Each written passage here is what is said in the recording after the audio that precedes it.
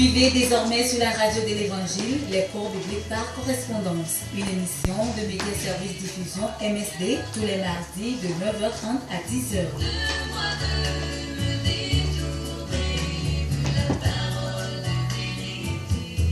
Contact 22 22 51 66 70 41 09 27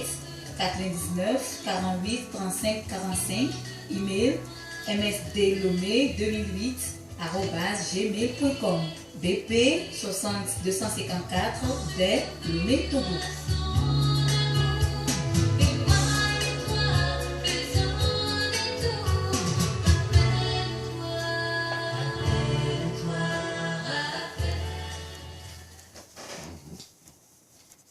Mido gwena mi no vito dolao radio jive abenko mi lese ndike ya ameko le emuanu elenye diamant kudo Emmanuel tinye mi ave dogbe de lao ebenko mi lese ndike ya Média Service Diffusion Lomé, Togo ke mi gava ndike ya bena mi agayi mi ape nous sommes soaji mi le grombe mi le ponupo kudo doda si kewe kponku mena mi abe Kristo pomea mi grombe Kristo pomea enye avako Kristo pomea enye doyope Kristo be kabobwa enye pome Kristo be pupopea enye tutudo tepe mi yeji mi ponupo kudo Kristo be pomea kenye avako kudo doyope mi glen mi ponupo kudo ntiba ile français gbeme mi to eji kudo eve gbeme mi gbalija yeji egbe mi glonu kewe ehianami kene mten vemea nukewe tona swemea ebe enyawe mi le ponupo kudo donc andike ya il a gba no toji mi la gba gbonbe na toji no la mi awezon mi adogbe la papa amenuvela fofo mi de akpe na gbogbo fiala mi do le di la bena we ga wonwe na mi katu agbe gbogbo do mi ame kanami la mese mi le mi apa for veji emi gaba godo pe ya bena mi agayi mi ape nu fia oji gbogbo koko wenye nu fia la nweto ta mi pe obena aba de megbe na nya aba so mi aba de so ponu mi kenu bena oya asonya de me asodo ejide me asodo susu de me ta ejikoja senya mi so gbera si ome be ajira jiodo ajira susu odo be nya ko la gede jiwon me la be ba te wonwe na mere e ba te pera mere nti nígbà sọ ìdọ́pẹ́ adé àsíomi gbogbo kọ̀pẹ́ oúntọ́ àbá ọ̀tọ́ tètè nànú sí àánú ìnànú pàdánà yìí ní mọ́ bí ń tí kọ̀pẹ́ Jésù Kristo bí ń kọ́ mi. Amen. Amen. Mawu nsekatata si ọdịpo klanyigbara n'eyira ameshikono le parti teknika ewa mauntone no kpakpimi iso kplɔlawo sikene le kplɔ radio sɔda si ne mawu gba kpokpo si abe mawu ŋutɔ ne dzrawo emɔ ne nɔ kpakpliwo ne enɔnɔ yi dzi nyuie ɖe lo eye to ya dzi la me ya todzinɔlawo keke eʋu me wolea asi me wolea axo me wolea agble me wolea teƒe sia teƒe ke le la mawu ƒe amenuveve ne nɔ kpakple le agbɔsɔsɔ me eye ame siwo yɔ va se nya le emɔ vovovowo dzi la mawu ta ne yra mi gbogbo ɖe tɔ mi le nusɔsrɔ̃ le dzi ku ɖo dɔyɔyɔ ememememe elabe mi va kpɔ de si do ba ame sugbɔ la woxɔ abi le luvɔ me ena be subɔsubɔ ezu agba subɔsubɔ zu nyakinyati eye ame gbogbo ɖewo lea woɖo nuantia mi ƒoƒo sɔ va kpo ɖo lɔlɔ ƒe go eve ŋuti lɔlɔ go gbãtɔ enyi bena etɔ kpadzi enɔ kpadzi woyɔ fún kple mawo ƒe lɔlɔ eye ɖevi sia ɖevi ko la dzi le nenema me nua me la exayana ekpɔna dzidzɔ amenuveve suna si akpa saga de to enyi bena lɔlɔ me goa lɔlɔ le keme le me papa lɔlɔ me lo mama lɔlɔ me lo eye wodzi ɖevi le nya sia me la eye mi kpɔ bena le nu sia me la akpa ve saga eye va zena le me akpa gbãtɔ ame dzese nyi bena ɖevi siawo le alo ame siawo la wokpɔna dzidzɔ womeheana le woƒe agbemɔ dzi o wonɔna nzizi me zã kpeke le womete kɔna ƒume dzi kpɔna me o eye akpa ɖetɔ la agla dzedze tamesese akpanyewɔwɔ ame zuzu ame gɔmeɖuɖu eye ame va megbe la ya me sugbɔ va xɔna aze gbɔgbɔwo tina be yagblẽm le ame ŋuti alo yafio fɔ ame eye wonyi aglãdzelawo gbe mi le kpɔ le míaƒe hadomewo me mi le kpɔ le edukɔwo me mi le kpɔ le asiwo me mi le kpɔ le sukuwo mi le kpɔ le dɔwɔƒewo eye aɖe sɔfiɔ bena ame siawo la nuɖe le dzɔ le woaƒe luvɔ me menyi be ŋuti la menya ye luvɔ ƒe nya ye hehe nana esike mi xɔ le míatɔ ku míanɔ gbɔ lɔlɔ manɔe me la ena be míabe dzi gbã míabe dzi kaka keke mi ba le mía ɖokui me mi su ame bubu kloa nu si ke Mawu ŋutɔ wɔ bena míanyi la ko ɖo hehe nana si ke lɔlɔ me le me la wa mi va zu ame bubu kloa eva na bena ame ɖewo le ŋutɔ ma de si wo me ka ŋutɔ nyi kobi o ame ɖewo le galo me la tɔm koko ma dzidzɔ kpoa woɖɔ ŋkume wonɔ se tame avi menya ye ame ɖewo le apakpo anɔ do la me ta anɔ zu ame kutɔ la wova gblɔ be ame ɖewo kpɔ ɖaka be gbɔgbɔ vɔ le dompo ne ame ya kalima me gbɔgbɔ vɔ ma me le dompo ne o abi le eƒe luvɔ me ŋkpɔ xɔ dɔyɔyɔ ame ɖewo le dzi gbã na wo dzia zu va zu kpe dzi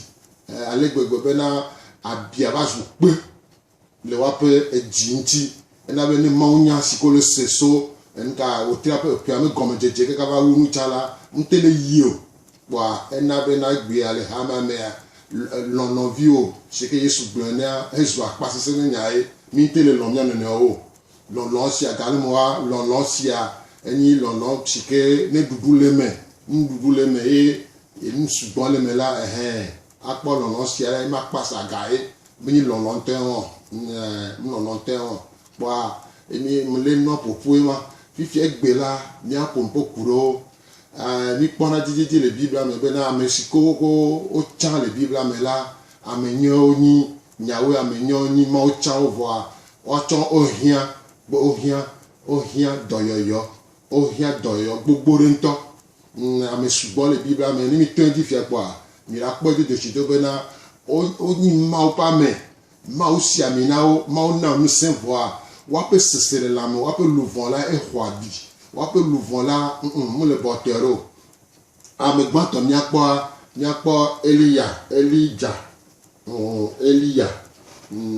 Eliya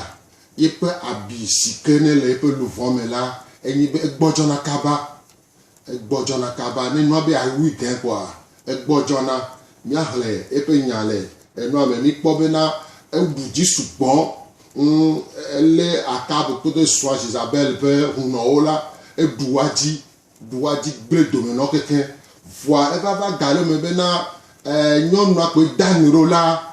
Eliya bena nu si ke wɔ kudo yeƒe hunɔwo ewɔ kudo yeƒe agbasiviwoa ne ŋute wɔ nu ya kudo woa ela nya be ame ke yenya ame kpe dɔ ɖo la lo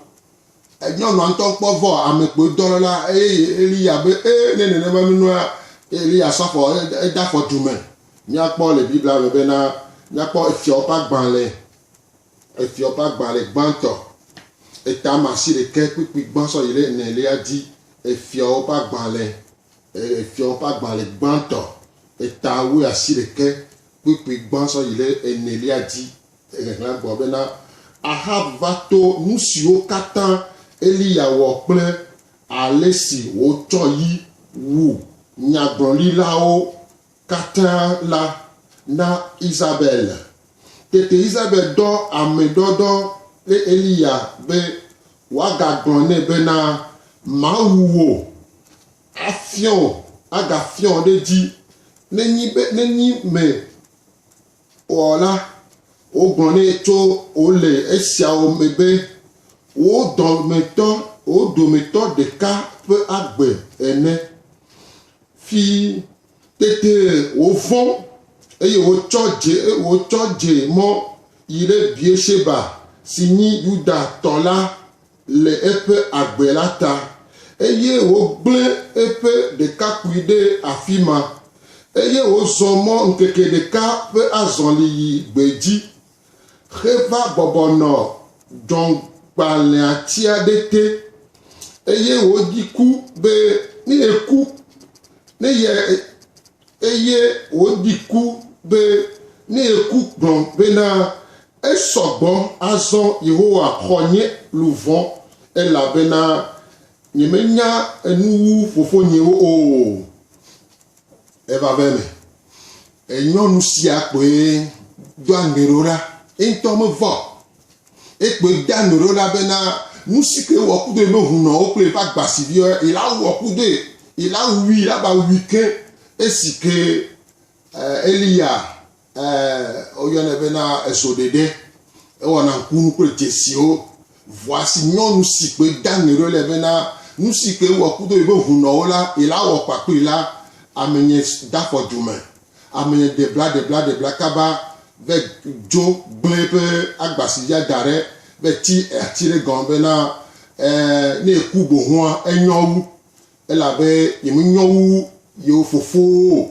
yeminyowu yo fofo alo itowo entita ma one de pa gbera ebi krema yi nkola ma ukonu le jifo be on ko se nde pe gomo ebi pe de shido se ka be na Eliala e pe louvon me la hwabi le pe fomeme la esiko di la nous subons jolé dit les nous me coucou ni quoi de chidobe et noa ni akpaliga donc on dit les promesses que et noa ni akpaliga mais na bena Isabelle tene bena ya tue la et donc noa nous ce que noa on a coudé le après mais là et dit ka suebe nyom de ba laisser non ni a de blakaba jo puis là eyewa so ye dia mi apo et pas passer du temps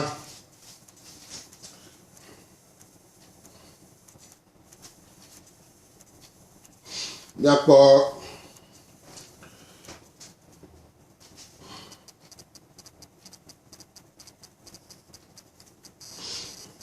elle est française de moi il y avait Élysée Elisa ta flatte Elisa là yepe abi yepe louvon sikene hwabi la nous sikene zele mekwenyi bena etana shifafa le shizo zome edina be anya koklovi masa le koklovi odome ena bena eva va le yime gare mo devio manya deo nko devio wo devio sugbon gbagbaza eyo devio le gbonyare eke nyave la ndejo nyahlele fiope agbale evelia etave puis blave voton so blave vonne fiope agbale evelia puis etave ta frate tave puis blave voton so blave vonne blombena eye ojojo afima hei betel esi o le modi le to le lia to la nous tu vis suade wo cho eduame eyo le alom dele et nous le gbogbo bena tabebeto liava eye esi onya enyeko pola e profideo le Yehowa pe nkome tete sisi blisi eve doto ave me va vuvu devi bla nevo eve le wodome baba to ye diken eye ojo cho afima reyi betel esi o le modi le to liamla nutuvi suadeo to du amen eye o le alom demle e nu le gbogbo bena tabebeto liava eye esi onya enyeko powola e profideo le Yehowa pe nkome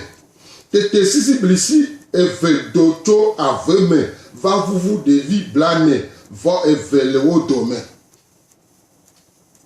esi ami pwede de shido bena le nume kukume la e ko di Elisa la e dame le tane o tabobo no eni donc a esi kodo ne o la gbeme e dame le tane o ware ne devi o le gbone ma nyare ela ba vewa enya biose devi si ola aussi telenti les zube tabebe non li atoa tabebe non li atoa et si que ekpo depuis pot tane depuis pour to kaka pot de viola on peut fofide de viao et de visiala si tu glisses veto la veine quoi va vous de vie blané va ve le wo dome ni akpo de zube de vie sur sugbon on to osisia bine nkele jola osisia bine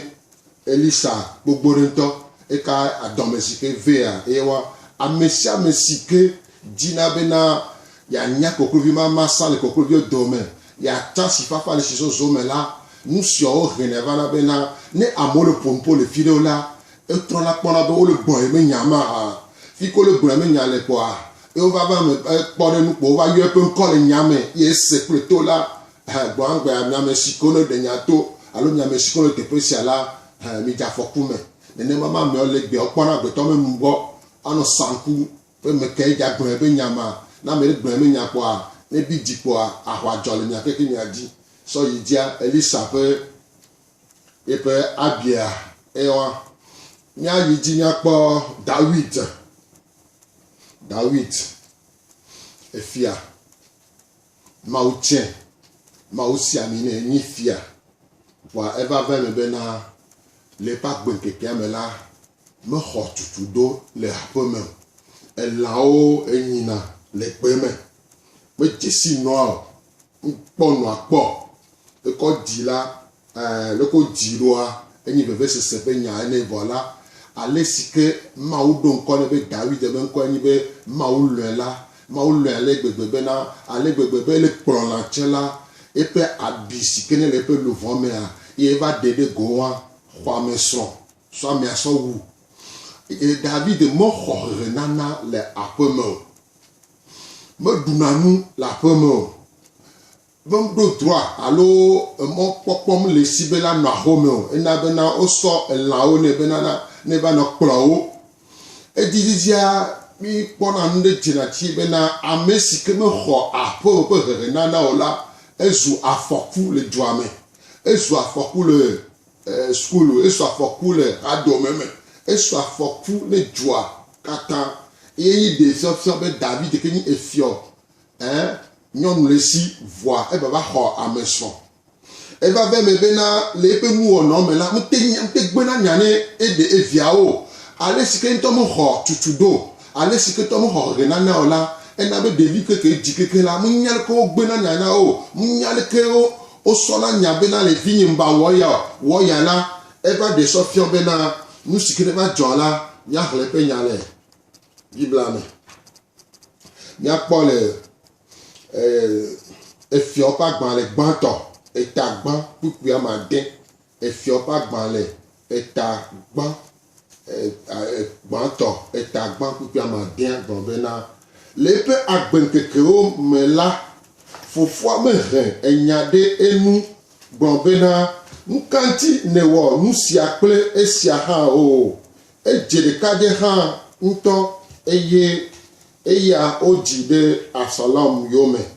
le epe agbe menkeke o mela fofo me renyade enu po be nkanti newo nusi kple nusi ha o egome nusi ko roi yo nana nous siko nyala yo la tête de Sofion wa David eno agbleme tawa chele evani efio wa ke ni fia sebo khore nana la pomoa ena bena e de son cho voilà mutele de violo alors nous mbena nyane de viao munyal ko gbena nyane de vio mo pote pe po mo pote pe le apome po okudo la oku pe gbo ple nkatuma la vea me exemple que là nous sia ko nya et nous ma di nous ma so na ndi ni ale gbegbe ni fiatio wa nous sike va de chidoa e ho ameson so ame so cha so wule nyame nkentio e pe louvon me khwabi e pe louvon me khwabi ale gbegbe na veve se kene le ba la meni bena munya le ko gbena nyana me e vona amegbeto so ye dia ya ba Paul en babla ye yame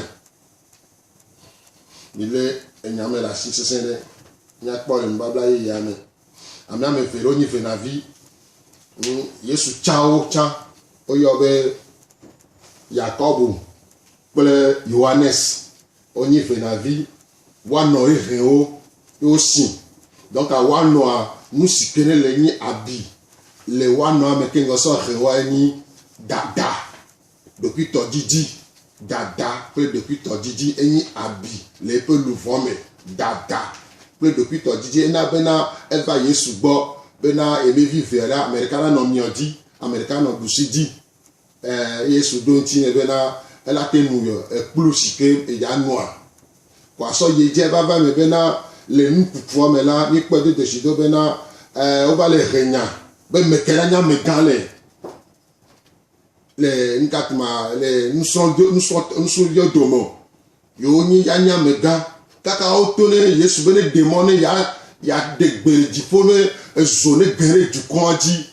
kɔƒe si ko dze kaka mawo nya le ye kɔƒea nu le xɔ nya o la wole na be Yesu ne na ye ŋusẽ bena yeada zo ɖe edzoa dzi ne dzoa la fiɔ kekeke Yesu tɔ bena wɔnkpɔ nya nu si ke tita eva lo kɔa ɖevi ve wole nyi venavi woanɔ hewo le dada kple depuis tɔdzidzi me la míakpɔ nya sia le Luka ƒe agbalẽ tame asi ɖeke kpikpi blaene-vɔ-ade eye blaene-vɔ-ade kple blatɔ̃-vɔ-ene eye ŋusẽ ɖe ɖo wo dome bena yewo dometɔ ke la nyi gãwu eye ŋusẽ aɖe ɖo wo dome bena yewo dome ke nyi gãwu sɔ yidia ke esi nusrɔ̃lawo Yakobo kple Yohanes kpɔe la wogblɔ bena aƒetɔ elɔ̃ bena míana edzo natso dziƒo eye wòafia wo mahã eɖo ga ɖe me venaviwo nyi woanɔ hewo le dada kple depuis tɔdzidzi me ale gbegbe bena veve sia la ele woatsɔ me dzime ke ŋgɔ kplɔ Yesua do mikpɔ de desi do be ame gbogbo ɖewo le Biblia me ne mikpɔ Mose la evɔna ekɔkɔna elabe le ko he lo so dziƒe me la eye he nenema va ne misɔ va Petro si ke tsa vɔna evɔna bina me elabe eƒe dzime la le ko he lo la eye ɖe nu siɔ keke fiɔ ne mikpɔ Paulo si ke va zu apostolo la tsã menɔ bɔtɔ ɖe ne tsã vɔa esi ke mɔ gbɔgbɔ kɔkɔe va ke ɖe wa ŋuti ye yɔwo tsã la abia va kpɔtɔ le eye anyi kpɔ ɖe nu na mí bena ame ɖe kpe le anyigba ya dzi eye abi mele luvɔ me ne o ena be xixia katã yɔ fũu kple